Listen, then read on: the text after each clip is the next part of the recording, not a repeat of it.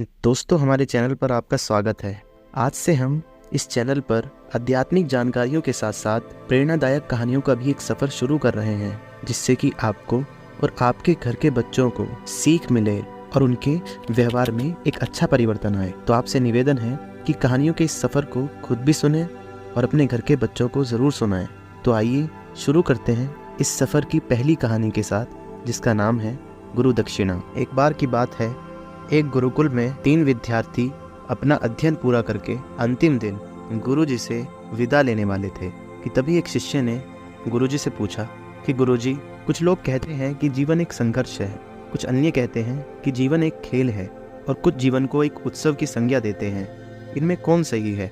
गुरुजी ने तत्काल बड़े ही धैर्यपूर्वक उत्तर दिया कि पुत्र, जिन्हें गुरु नहीं मिला उनके लिए जीवन एक संघर्ष है, जिन्हें गुरु मिल गया उनका जीवन एक खेल है, और जो लोग गुरु द्वारा बताए गए मार्ग पर चलने लगते हैं, मात्र वे ही जीवन को एक उत्सव का नाम देने का साहस जुटा पाते हैं। लेकिन यह उत्तर सुनने पर भी शिष्य पूरी तरह से संतुष्ट नहीं हुआ और गुरुजी को इसका आभास हो गया। तो गुरुजी ने अपनी बात को समाप्त करते हुए कहा कि अब आपका अध्ययन पूरा हो चुका है, अब आप इस गुरुकुल से विदा ले सकते हैं। तब शिष्यों ने पूछा कि गुरुजी, आपको दक्षिणा में क्या चाहिए? गुरुजी भी यही चाहते थे कि उनके शिष्य उनसे ये प्रश्न करें। तो गुरुजी पहले तो मंद मंद मुस्कुराए और फिर बड़े स्नेहपूर्वक कहने लगे, मुझे तुमसे गुरु दक्षिणा में एक थैला भरकर सूखी पत्तियां चाहिए, ला सकोगे? वे तीनों मन ही मन बहुत प्रसन्न हुए, क्योंकि उन्हें लगा कि वे बड़ी आसानी से गुरुजी की इच्छा पूरी कर सकेंगे, क्योंकि सूखी पत्तियां तो जंगल में हर तरफ बिखरी रहती हैं। वे उत्साहपूर्वक एक ही स्वर में बोले, जी गुरुजी, जैसी आपकी आज्ञा। अब वे तीनों शिष्य चलते चलते एक पास के जंगल में पहुंचे, लेकिन यह देखकर कि वहां पर तो सूखी पत्तियां केवल एक मुट्ठी भर हैं, उनके आश्चर्य का ठिकाना नहीं रहा। वे सोच में पड़ गए कि आखिर जंगल से कौन सूखी पत्तियां उठाकर ले गया। इतने में ही उन्हें दूर से एक किसान आता हुआ दिखाई दिया। वे उसके पास पहुंचे और उससे विनम्रतापूर्वक कहा कि वह उन्हें केवल एक थैला भरकर सूखी पत्तियां दे दे। अब उस किसान ने उनसे क्षमा याचना की और कहा कि वह उनकी मदद नहीं कर सकता, क्योंकि उसने सूखी पत्तियों का ईंधन के रूप में पहले ही उपयोग कर लिया है।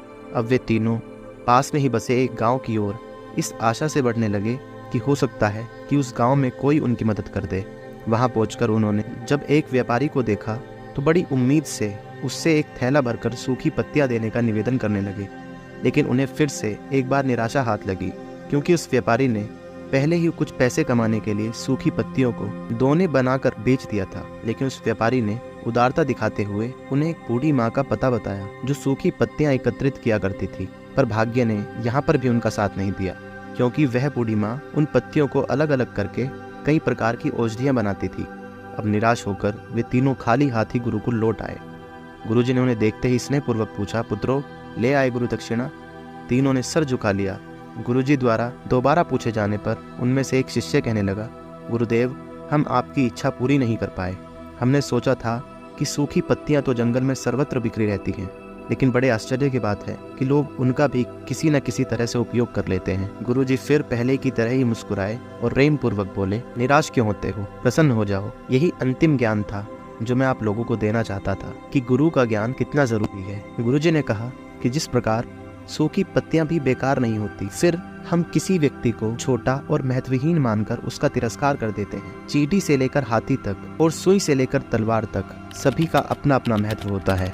हम जब भी किसी से मिलें तो उसको यथोचित सम्मान दें, उससे स्नेह और सद्भावना से मिलें, तो हमारा जीवन संघर्ष के बजाय उत्सव बन जाएगा। दूसरे, यदि जीवन को एक खेल ही माना जाए तो बेहतर यही होगा तो हम एक स्वस्थ एवं शांत प्रतियोगिता में ही भाग लें और अपने निष्पादन तथा निर्माण को ऊंचाई के शिखर पर ले जाने का अथक प्रयास करें। तो इस कहानी से यह शिक्षा मिलती है कि हमें अपने जीवन में किसी को भी महत्वहीन या बेकार समझकर उसका तिरस्कार नहीं करना चाहिए, क्योंकि हर एक व्यक्ति इस दुनिया में अपना अपना एक अलग महत्व रखता है। हमारे साथ बने रहने के लिए बहुत बहुत धन्यवाद। यदि आपने चैनल को सब्सक्राइब नहीं किया है तो कृपया चैनल को सब्सक्राइब कर दें और बेल आइकन को जरूर दबाएं। मिलते हैं ऐसी ही किसी एक और प्रेरणादायक कहानी के साथ।